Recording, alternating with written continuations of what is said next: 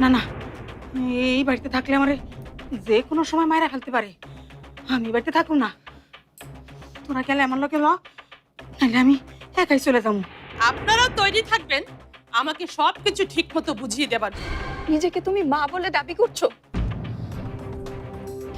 এই পবিত্র নামটাকে তুমি কলঙ্কিত করেছো।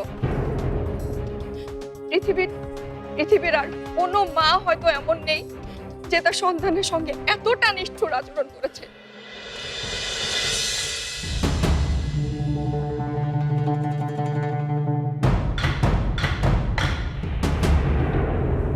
নাজিয়া, তুমি এখানে? এত সকালে তুমি এখানে? কি হয়েছে তোমার? রাতে ঘুম হয়নি নাজিয়া?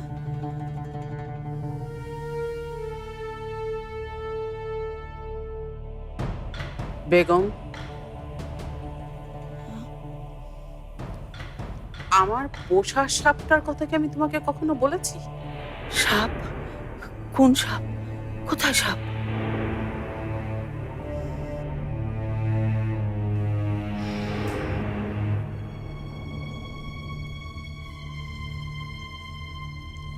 আমার অনেক আদরের সাপ,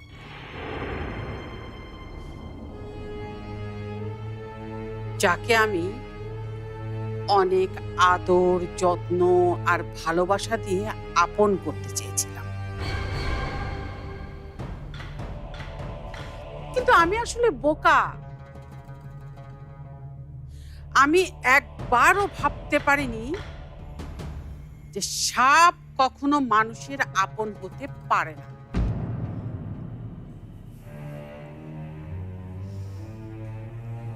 তবে এটা থেকে আমার একটা শিক্ষা হয়েছে।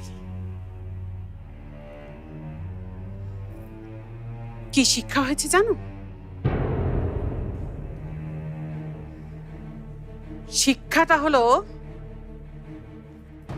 সাপ কখনো বাপকেও ছাড়ে না।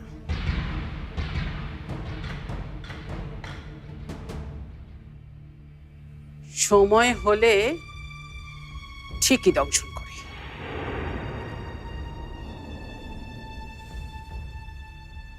যেমন করেছো তুমি আমার সাথে। এসব তুমি কি বলছো নাজিয়া? কি কি কি করেছি আমি? কি করেছো বুঝতে পারছো না?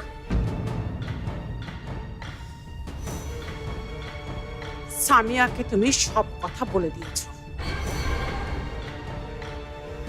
পালকিকে নিয়ে সমস্ত ঘটনা, আমাদের সমস্ত পরিকল্পনার কথা তুমি ফাঁস করে দিয়েছো।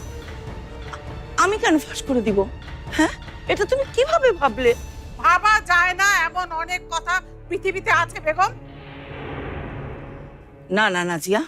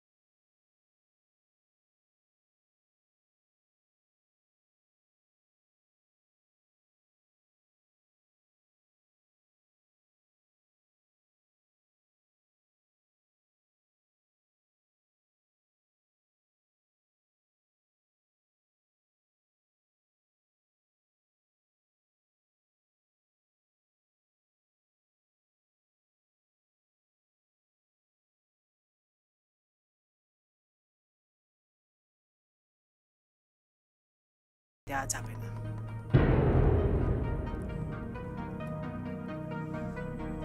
আর সামিয়া যাতে যেতে না পারে তার ব্যবস্থা করবে তুমি। কিন্তু এটা কিভাবে সম্ভব? সম্ভব। আমার মান সম্মান বাঁচাতে আর আমার এতদিনের স্বপ্নকে পূরণ করতে সবকিছু সম্ভব। কিন্তু তা যদি না পারো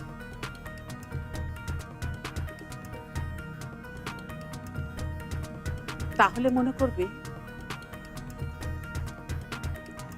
আজ থেকে তুমি আমার কাছে মরে গেছো।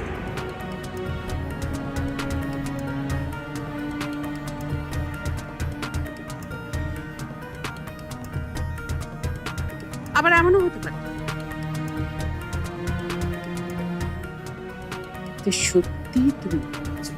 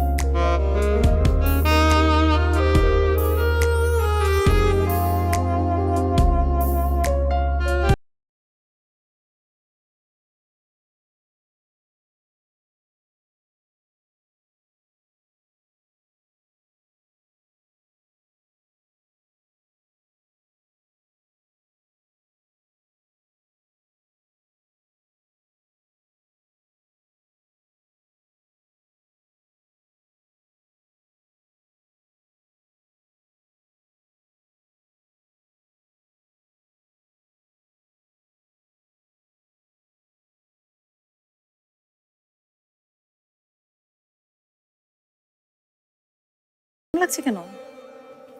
অহনার আম্মু ফোন করেছিল। নাজিয়া ভাবি নাকি কাল রাতে ওনাকে জানিয়েছেন শরীফ আর অহনার বিয়েটা হবে না। কি? আমি এক্ষুনি নাজিয়া আন্টিকে কল করছি। আপনি অন্যায় করেছেন, আইনের বরখেলাপ করেছেন। চিৎকার করছে কে? নিচে এত হইচই কেন? কি জানি, আমিও তো অনেকক্ষণ ধরে উপরে। চল তো গিয়ে দেখি, আয়।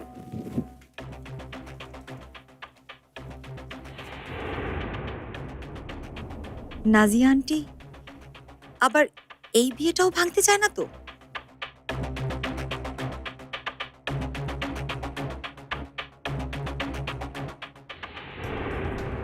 এতবার বলার পরেও আপনি কেন বুঝতে পারছেন না যে আপনি ভুল ঠিকানায় এসেছেন? আমি ভুল ঠিকানায় আসিনি আশরাফ সাহেব, আপনি ভুল মনে করছেন। আমি ভুল মনে করছি না। কিসের সম্পত্তির ভাগাভাগি আর বন্টনের কথা বলছি? বলেছি তো, সম্পত্তি নিয়ে আমাদের মধ্যে কোনো ঝামেলা নেই। ঝামেলা নেই? আপনি হয়তো মনে করছেন ঝামেলা নেই, তারা তো মনে করছেন না।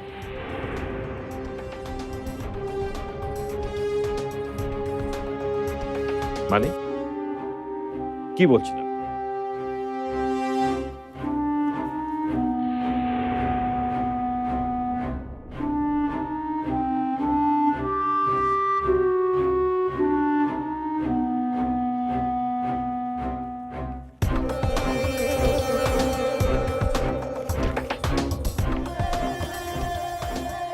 দেখেন তো, এটা আপনার বাড়ির দলিল।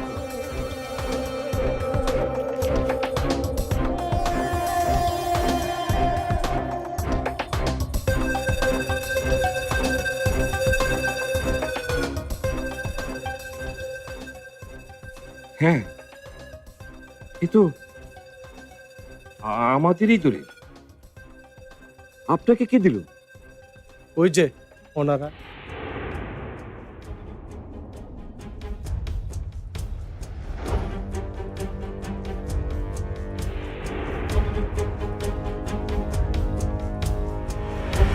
ও,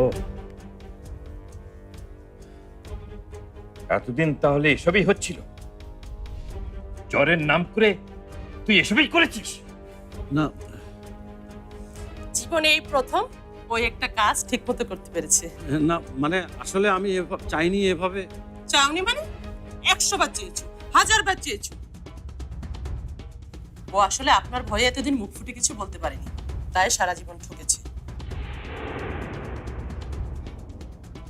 হ্যাঁ, আমি সব বুঝতে পারছি, সব বুঝতে পারছি। কাজটি যা ইচ্ছে তা করতে পারে, কিন্তু তুই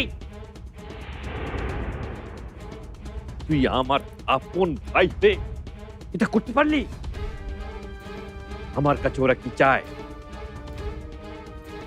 আমি বলছি, আমার শ্বশুরের সব সম্পত্তির 3 ভাগের 1 ভাগ আজই আমাদের নামে লিখে দিতে হবে, এবং তা সাবার বিয়ের আগে।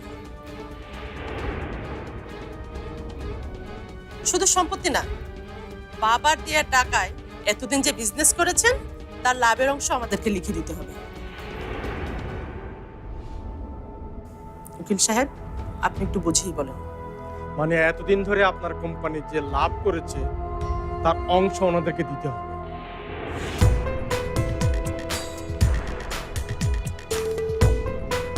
আমরা হিসাব করে দেখেছি প্রায় 70 থেকে 80 কোটি টাকা হবে। এটা আমার কথা না, আপনি পড়ে দেখুন, আপনার বাবা যে উইল করেছে সেখানে সব লেখা আছে। আপনি এতদিন লভ্যাংশটা না দিয়ে আপনি অন্যায় করেছেন, আইনের বরখেলাপ করেছেন। আর যদি এসবের ওদের কিছুই না দিই,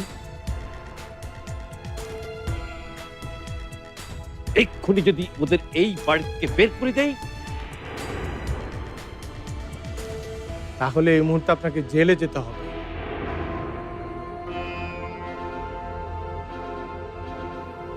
সাথে আপনার স্ত্রীকে।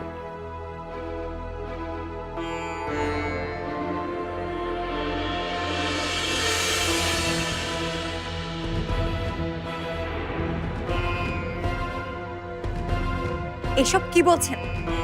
আপনি জানেন আজকে আমার বিয়ে? সাবা, আইন কারো বিয়ে দেখে চলে না। ভালো চাইলে তোর আব্বুকে রাজি করা। মিস সাবা, আপনাদের ভালোর জন্য বলছি, আপনার বাবাকে বলুন ওনাদের সবকিছু বুঝিয়ে দিতে। দেব না, কিচ্ছু দেব না। আমি মাথার ঘাম পায়ে ফেলে নিজের জীবনের সবকিছু বাজি রেখে আজকে এই জায়গায় আমি এসেছি শুধুমাত্র আমার চেষ্টায়। ওই কাজটি আদি ওরা কোনোদিন আমার পাশে এসে দাঁড়ায়নি, তাহলে ওদের জন্য কেন ভাববো আমি? আশরাফ সাহেব, এইসব ইমোশন নাটক সিনেমায় ভালো চলে, মনে রাখবেন বাস্তবে অচল। আর যদি না দেই, তাহলে তো আইনগত ব্যবস্থা আমাকে নিতেই হবে। দিন, যত ব্যবস্থা আছে আপনি দিন, আমিও দেখে নেব আমার অর্জন করা সম্পদ কেউ কিভাবে কেড়ে নেয়।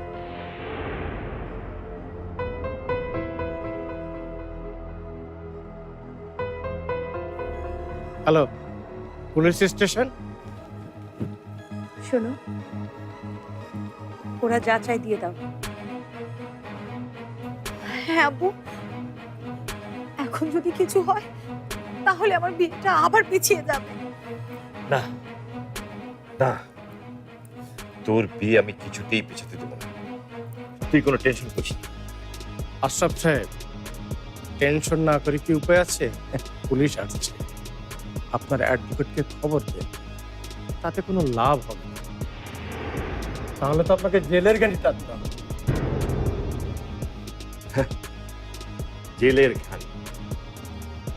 জেলের খানি টানতে হবে, আশরাফ খানকে টানতে হবে জেলের খানি।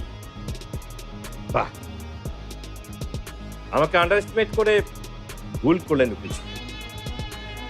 আমি কি করতে পারি তা একটি দেখে।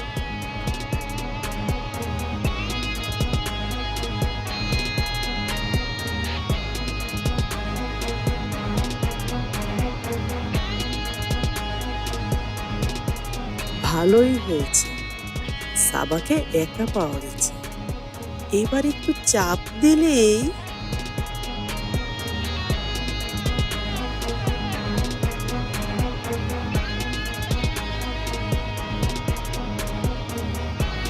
চাচি, এসব করার জন্য তুমি আজকের দিনটাই খুঁজে পেলে? বোকা মেয়ে, ভালো কিছু করার জন্য স্পেশাল অকেশন লাগে না? আজ হচ্ছে স্পেশাল অকেশন। কাটা ঘায়ে নুনের ছিটা দিলেই তো বেশি জ্বলে, তাই না? আমাকে এভাবে আঘাত করে কাজটা ঠিক করে দিল। কি ভেবেছে আমাকে? হ্যাঁ, কি ভেবেছে? ছেড়ে দেব? ওরা আমাকে চিনেনি, এবার চিনবে।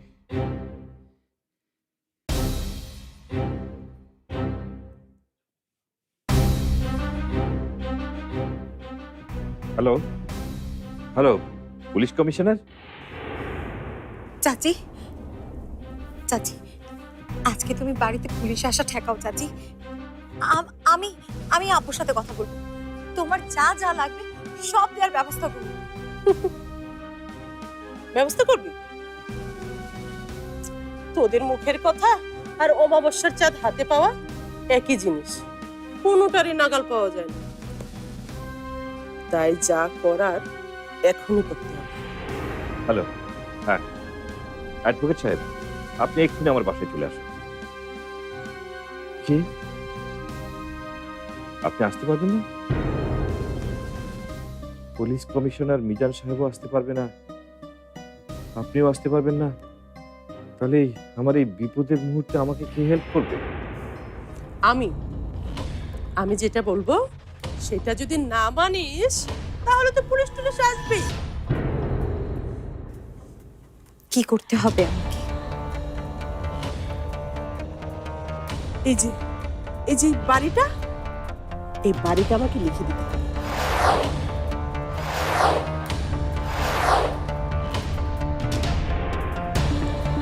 বল, লিখে দিবি?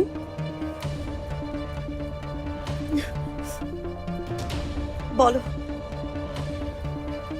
কোথায় সাইন করতে হবে? চল চল।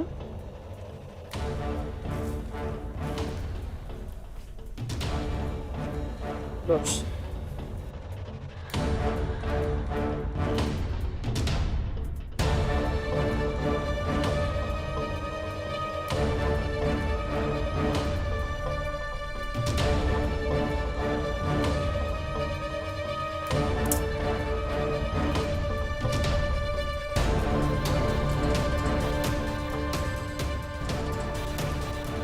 সাইন আমি করব, কিন্তু আমার একটা শর্ত আছে।